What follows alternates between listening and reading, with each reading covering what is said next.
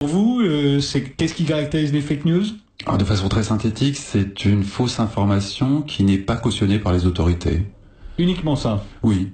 Et qu'il s'agit de parler de l'action de la France ou de l'actualité de nos voisins, je pense aussi bien à nos voisins britanniques et nos voisins espagnols, les médias français ont une claire intention d'influencer l'opinion publique.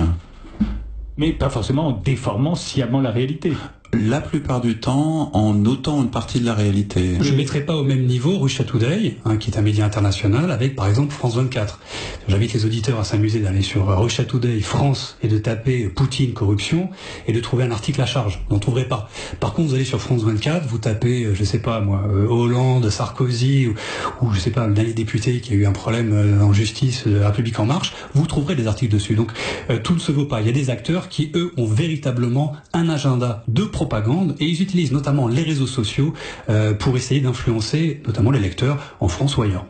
Fabrice Ebelgoin? Ah oui, c'est vrai que France 24 est un modèle du genre. Ceci dit, c'est pas un média destiné aux Français, c'est un média destiné à l'étranger. Si on prend des médias comme BFM, on se rapproche quand même assez de Russia Today, sous un angle totalement différent. Mais c'est pas non plus un exemple de journalisme. On a des médias qui, en France comme ailleurs, ont des angles et font des impasses complètes sur tout un tas d'informations.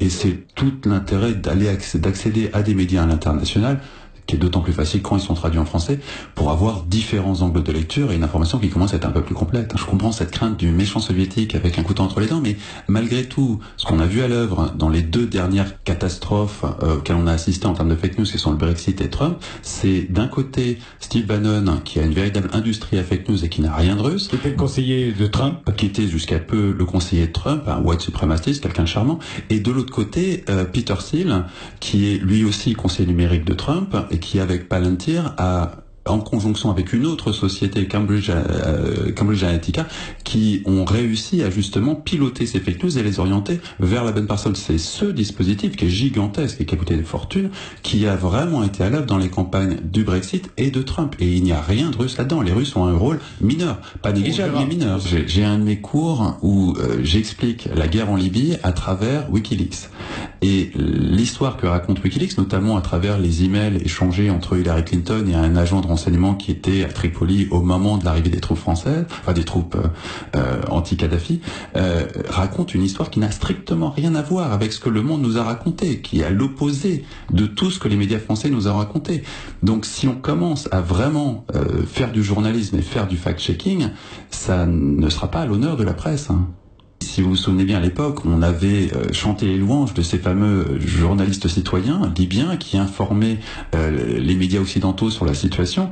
Il s'est avéré, à la suite d'une fuite d'informations, que ces journalistes citoyens étaient une opération d'astroturfing menée par l'armée américaine. L'astroturfing, vous l'avez dit aux jeunes, et en gros, c'est le faux gazon. Hein. Le faux gazon, c'est-à-dire grosso modo des faux journalistes citoyens qui en fait étaient une opération de ce qu'on appelle le PSYOPS de l'armée américaine destinée à faire de l'intox. Il y avait quand même quelques Libyens qui devaient bien envoyer quelques informations quand même. Écoutez, celles qui sont remontées, je me souviens qu'à l'époque la BBC avait un service qui faisait du debunking très efficace et qui remarquait que les informations qui remontaient, notamment en matière de vidéo, les gens qui parlaient sur les vidéos n'avaient pas du tout un accent libyen.